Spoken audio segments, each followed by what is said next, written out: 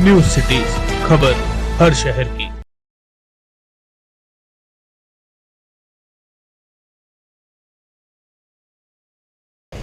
नमस्कार, आपकी होस्ट और दोस्त ऋचा झांझी मैं आपका न्यूज सिटीज पर स्वागत करती हूँ।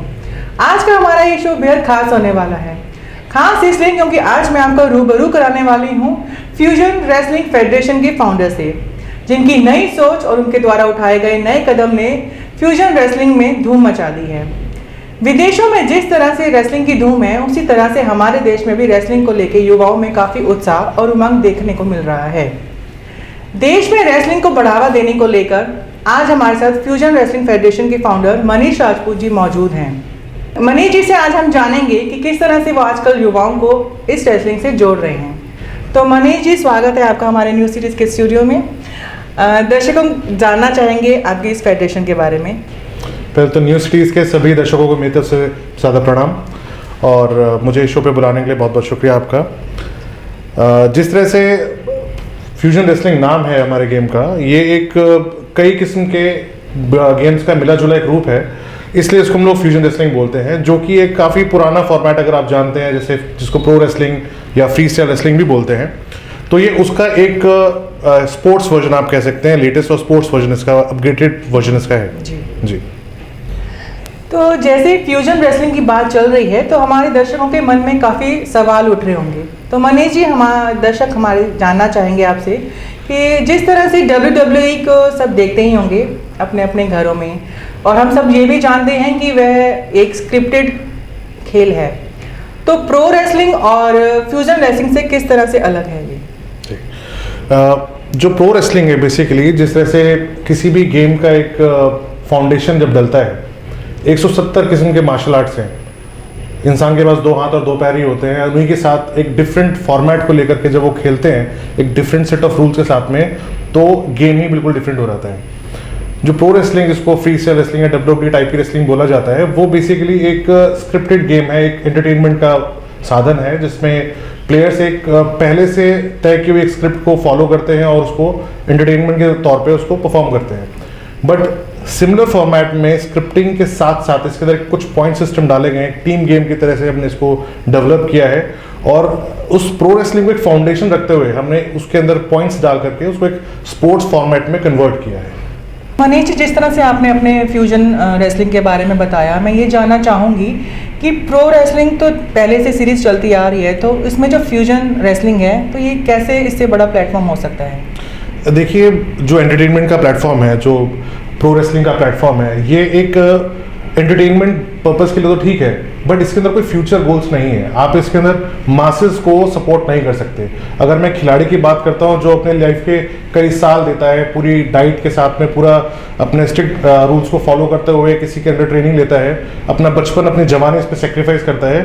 एंटरटेनमेंट फील्ड की लाइफ बहुत छोटी होती है, कुछ साल वो वहाँ रह पाता है, बट अगर वो एक स्पोर्ट्स फील्ड में बिलोंग करता है, तो उसके बाद वो स्पोर्ट्स कोटे की हेल्प से कई और सरकारी नौकरियों के लिए अप्लाई कर सकता है, कहीं कोच बन सकता है, काफ़ी सारे उसके पास अर्निंग सोर्सेज होंगे, जिससे उसके पास में एटलीस्ट खाना खाने के लिए तो आपको कमाना पड़ेगा, सिर्फ एंटरटेनमेंट से पेट नहीं भरता। तो उसी तरीके से ये एक आपको एक सिक्योर फ्यूचर देने में हेल्प करेगा।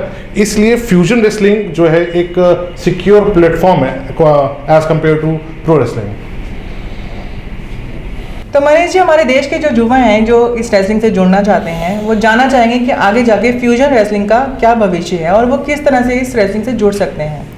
देखिए, ये गेम अब एक गेम के तौर पर प्लेटफॉर्म पर आ चुका है, और इसी को देखते हुए महर्षि दयानंद यूनिवर्सिटी MDU के स्पोर्ट्स डायरेक्टर डॉक्टर DS धुल जी ने इसका भविष्य देखते हुए उन्होंने इसको अपने स्पोर्ट्स कैलेंडर के अंदर डाल दिया है, जिसके बाद तकरीबन 250 कॉलेजेस के अंदर ये एज अ स्पोर्ट्स अब खेला जा सकता है। तो इस साल ये MDU यूनिवर्सिटी, जो महर्षि दयानंद यूनिवर्सिटी है, इसके स्पोर्ट्स कैलेंडर के अंदर इन्वॉल्व हुआ है, और इस साल के अंत तक ये ऑल इंडिया यूनिवर्सिटी के अंदर भी आ जाएगा, जिसके बाद में इसको ऑल ओवर इंडिया के जो स्पोर्ट्समैन हैं, जो डिफरेंट गेम के जो इसको ज्वाइन करना चाहते हैं, वो इसकी फॉर्मल ट्रेनिंग लेकर के इसके जो स्टेट और नेशनल चैंपियनशिप्स हैं, इंटरनेशनल चैंपियनशिप्स हैं, उसके अंदर पार्टिसिपेट कर सकते हैं। बिल्कुल जैसे दूसरे गेम्स के अंदर जोनल्स होते हैं, आपके नेशनल्स होते हैं, स्टेट चैंपियनशिप्स होते हैं, उसमें पार्टिसिपेट करके आगे आ सकते हैं।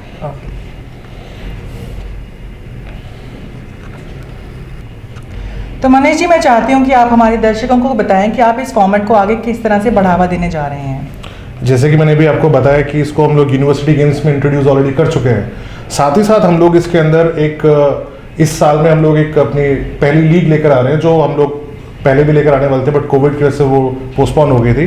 तो इस साल हम fusion wrestling pro league FPL का पहला सीजन लेकर आने वाले हैं, जो एक कमर्शियल होगा, जिस तरह से बाकी लीग्स के अंदर बच्चों को काफ़ी पैसा और काफ़ी नाम मिलता है और एक प्लेटफॉर्म मिलता है, तो उसको हम वहाँ से प्रमोट करना शुरू करेंगे। साथ ही साथ हम उसको कॉलेज लेवल पर भी हम लोग उसको प्रमोट कर रहे हैं महर्षि दयानंद यूनिवर्सिटी के थ्रू। तो ऐसे हम लोग इसको इस साल में हम लोग उसको प्रचार करेंगे, ताकि नेक्स्ट ईयर तक इसका नाम इतना हो जाए ताकि मैक्सिमम बच्चे इसके अंदर आके अपना पार्टिसिपेशन कर सकें। बहुत बढ़िया।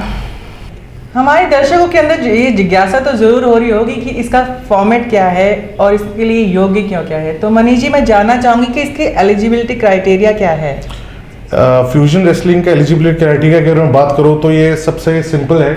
आप चाहे किसी फॉर्मेट से भी बिलोंग करते हो, आप चाहे कुश्ती करते हैं, चाहे बॉक्सिंग करते हैं, किक बॉक्सिंग करते हैं या क्रिकेट खेलते हैं, आप बॉडी बिल्डिंग करते हैं, पावर लिफ्टिंग करते हैं, आप किसी भी स्पोर्ट्स फॉर्मेट से बिलोंग करते हैं, आप इसकी फॉर्मल ट्रेनिंग के साथ में इसको बहुत ही कम समय के अंदर ज्वाइन कर सकते हैं। इसमें सबसे अच्छी बात क्या है कि इसके अंदर बाकी गेम्स के अंदर वेट कैटेगरीज होती हैं, जिसके अंदर लोगों को अपने वेट में आने के लिए डोपिंग करनी पड़ती है।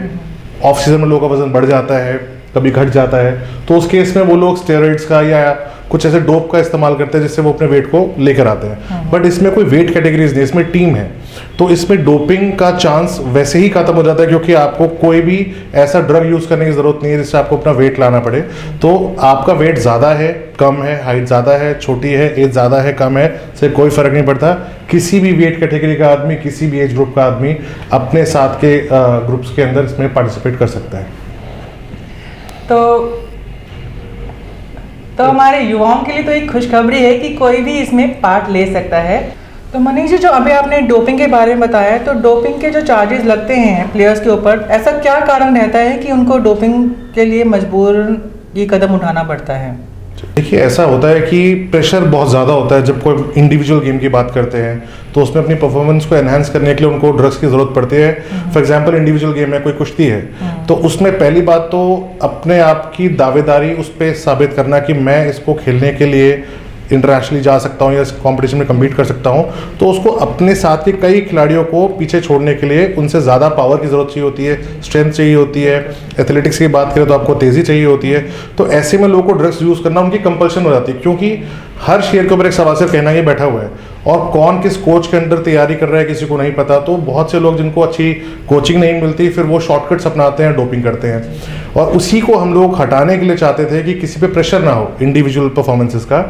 टीम्स में क्या होता है, टीम्स में प्रेशर इक्वली बढ़ जाता है, कई और खिलाड़ी भी उसका प्रेशर ले लेते हैं, टीम्स में खेलते हैं, तो कहीं ना कहीं उनके ऊपर ये प्रेशर नहीं होता कि सिर्फ परफॉर्मेंस मुझे ही देनी है, तो उसमें परफॉर्मेंस एनहांसिंग ड्रग्स की ज़रूरत नहीं पड़ती हमारे गेम में। बाकी और गेम्स में मजबूरी है, क्योंकि अब स्पोर्ट्स में सेचुरेशन बहुत ज़्यादा आ गया है, बहुत सारे खिलाड़ी इसमें आगे आ गए हैं, और कहीं ना कहीं हमारी इंडिया की जो डेमोग्राफिक सिचुएशन है, more than 50% of Indian population is below 30। कहने का मतलब 135 करोड़ में देख रहे हैं तो करीबन 65 से 70 करोड़ युवा हैं इस देश के अंदर। जहाँ 65 से 70 करोड़ युवा हों जिनको नौकरी चाहिए, शायद हर किसी को नहीं मिल सकती, ना प्राइवेट सेक्टर में ना कुछ। एजुकेशन लेवल पे भी हर कोई बच्चा बहुत अच्छा एजुकेटेड बच्चा नहीं बन पाता। एजुकेशन कंप्लीट करने के बाद भी वो कॉम्पिटिशन्स में सर्वाइव नहीं कर पाता, कुछ का इंटरेस्ट नहीं होता। तो आप देखा जाए नॉन एजुकेटेड स्पोर्ट्स की अगर हम बात करें, ऐसे फील्ड जिसमें पढ़ाई की ज़रूरत नहीं है, वहाँ पर बच्चों का, युवाओं का रुझान, जैसे कि एंटरटेनमेंट इंडस्ट्री हो गई, पीछे टिकटॉक आया था, लोग बाग उसमें घुस गए, सोशल मीडिया आ गया, लोग उसमें घुस गए, तो लोग कहीं ना कहीं पढ़ाई के अलावा जो फॉर्मेट्स हैं उनके अंदर उनको जाने की ज़्यादा रुचि होती है, इसलिए युवा इसकी तरफ में ज़्यादा आने लग जाते हैं। तो देश के युवाओं को ये जानकर काफ़ी खुशी होगी कि डोपिंग करना ही अब ज़्यादा ज़रूरी नहीं रह गया है, क्योंकि टीम में फॉर्मेट जो है खेलने का वो भी अब फ्यूजन रेसलिंग में देखने को मिल सकता है। तो इसी के साथ हम अगला सवाल लेंगे अपना। अगला सवाल हमारा मनीष जी ये है कि आपको सरकार से क्या उम्मीदें हैं इस खेल को लेकर? देखिए, हमारे ओलंपिक में अगर पहले बात की जाए, बहुत सारे मेडल्स हमारे नहीं देखे गए हैं, और पिछले 10 से 12 सालों में जिस हिसाब से देखा गया, कुश्ती से मेडल्स आने शुरू हुए, फिर और भी जगहों से मेडल्स आने शुरू हुए, तो यूथ के अंदर कहीं ना कहीं कंपटीशन तो बढ़ा है, बट उससे क्वालिटी ऑफ प्लेयर्स भी इंप्रूव हुई है। तो हम लोग ये चाहते हैं कि सरकार इस खेल को भी बाकी खेलों की तरह देखे और जो सरकारी इंफ्रास्ट्रक्चर है, स्टेडियम्स हैं, उसके अंदर खिलाड़ियों के लिए इस गेम के लिए दरवाजे खोल दे, ताकि उसमें हम लोग बच्चों को फ्री ऑफ कॉस्ट ट्रेनिंग दे पाए, ज़्यादा से ज़्यादा बच्चे फ्री में वहाँ पर आके ट्रेनिंग ले पाए और इस गेम के अंदर पार्टिसिपेट कर पाए। तो सरकार से हमारी दरख्वास्त है कि मनीष जी की इस अर्जी को सुना जाए और इस फ्यूजन रेसलिंग फेडरेशन को मान्यता प्राप्त हो, या फिर आप जो भी सहायता दे सकते हैं दी जाए। तो मनीष जी, जो अभी आपने डोपिंग के बारे में बताया, तो डोपिंग के जो चार्जेस लगते हैं प्लेयर्स के ऊपर, ऐसा क्या कारण रहता है कि उनको डोपिंग के लिए मजबूर ये कदम उठाना पड़ता है? तो ये थे हमारे साथ फ्यूजन रेसलिंग फेडरेशन के फाउंडर मनीष जी, जिन्होंने हमें नए खेल फ्यूजन रेसलिंग के बारे में अवगत कराया।